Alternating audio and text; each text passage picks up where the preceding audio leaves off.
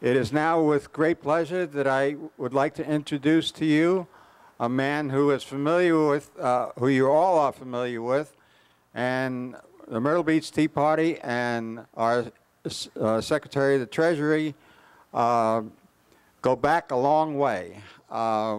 We worked together on the 2010 campaign, and Curtis Loftis was one of the candidates that we endorsed. We were proud to help him, and we are just as proud that we did, because he is a voice out there speaking for not only the Tea Party and the Constitution, but for conservative Americans all over. With that, I'd like you to give a very warm welcome to Mr. Curtis Loftis. Thank you, Joe. Now, come on down.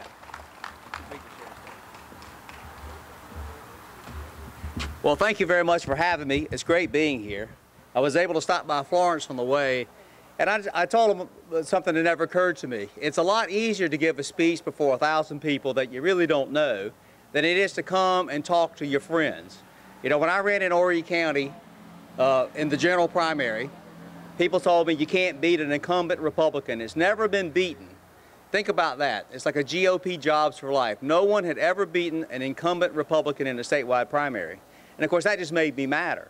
I came down here, we decided to kick off the campaign in Horry County. I think it's the first time it ever happened. We kicked it off, we got a lot of media, and we kept coming down here, and I'm thankful that even though we won all 47 counties, this county gave me the highest percentage of votes, 67%, and I'll never forget it. Oop, and I'll never forget it.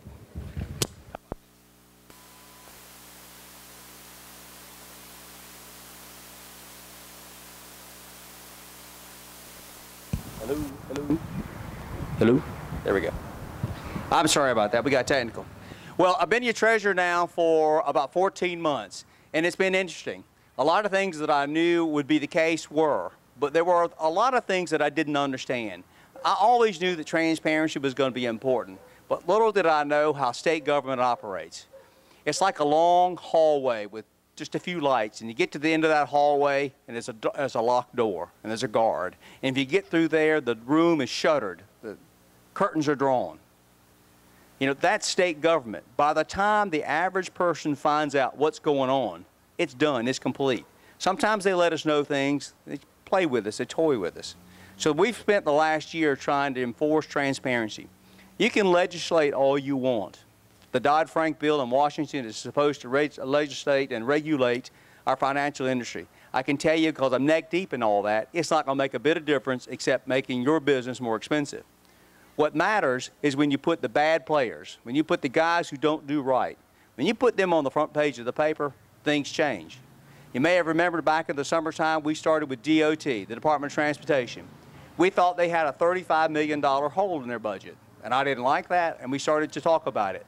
But nobody wanted me to talk about it. Not one person in state government wanted to join me and say, hey, let's find out about this.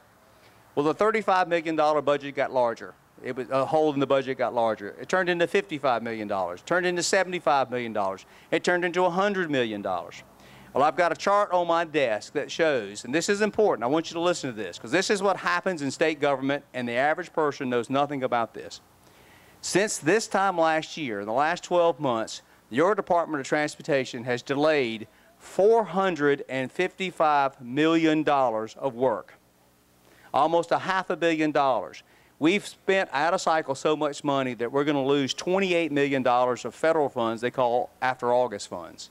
This affects each and every one of us. This affects the highways and byways and infrastructure down here. If we hadn't pounded away on the DOT, and if we hadn't really fought and put it in the paper, it would have never gotten out there. You would have never known. You would have missed you maybe not would even have missed the roads and bridges we didn't build. But that's what you have in state government. And I can promise you not one person outside of the DOT knew that was going on. We recently had a dust up with the Investment Commission. It's been pretty serious. That commission handles our largest trust fund, $25 billion. It's the single largest asset. The trust fund itself is larger than the entire state budget. Now, how many times have you heard people arguing and fighting in the General Assembly over $5 or $10 million? We pay $343 million a year in fees to New York City, and nobody's ever raised an eyebrow. I started talking about it. That's $1.8 million a working day. So I started talking about that, and what happened? They tried to throw me off the commission. They tried to have me investigated and would love to have had me thrown in jail. They denied me all this information.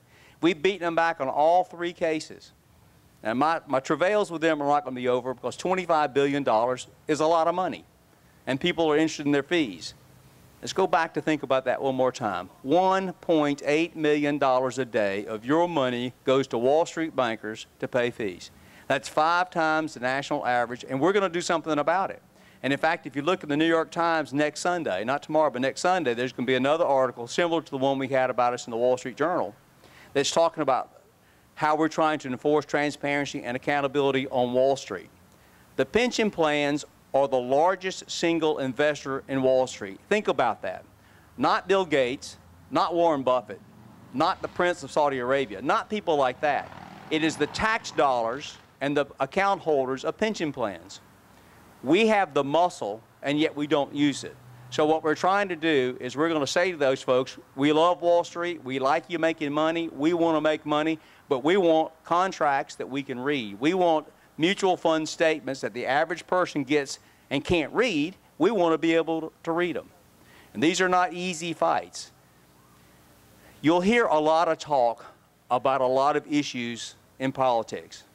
And this rankles some of my friends. We have, almost in some ways, we get to a bumper sticker mentality. We want to shout a few words, and everybody's supposed to know what it means. Now, I'm not running for a federal office. I'm running for, I have a state office.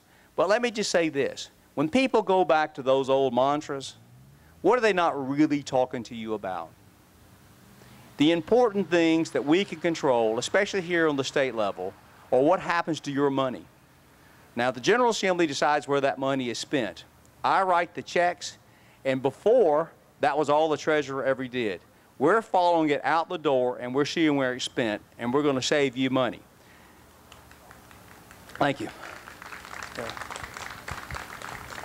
You don't see many big battles fought in politics. I go back to the bumper stickers, and have you noticed we fight about the same thing every year in Columbia? And in Washington, they fight every year about the same thing? Well, that's because they're not really fighting. Yancey McGill, the Democrat from Williamsburg, loves to say the more they're fighting in public, they're holding hands in private. And I got to thinking about that thing. So when you see us taking on DOT, or when you see us with the Investment Commission, and you're going to see us with another agency really soon, and you see them really come after me with everybody from SLED to the State Senate, I want you to know the big battles are the hard battles. The winners and the losers get bloody. And I want to tell you, as somebody who's in the trenches, who knows what you guys are expecting, it's time we got tired of people who talk and who don't fight. It's time we got tired of people who aren't willing to wade the hard battles, the bloody battles, the battles where it doesn't look like you won or lost, but you know. It's time we really fight the real battles. We've got to quit talking about politics as a bumper sticker, and we've got to get in there and change the way the world works. The liberals have influenced this country so much, not because in one day they had a great swoop of power change. They influenced it because every day they had people who are reading contracts, reading regulations, and reading rules, and they're changing them. On the state level, there are 9 Republican constitutional officers. I said it before I got in office, and I'll say it again now. Your leadership doesn't work long enough, it doesn't work hard enough, and they're not willing to stop thinking about their personal future long enough to put your future in the foreground. And so I'll end with this. To be the treasurer of South Carolina is a great privilege. I never thought that I was going to be in politics. I got mad like so many people in the class of 10, and I ran and I got elected. I have 4 years.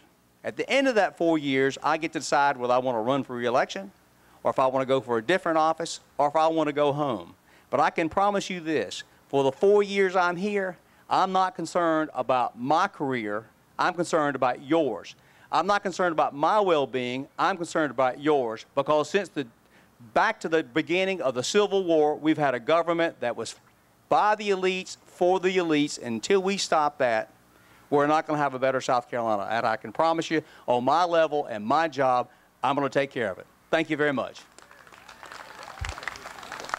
I don't do this, sir. Thank you, sir. Yeah.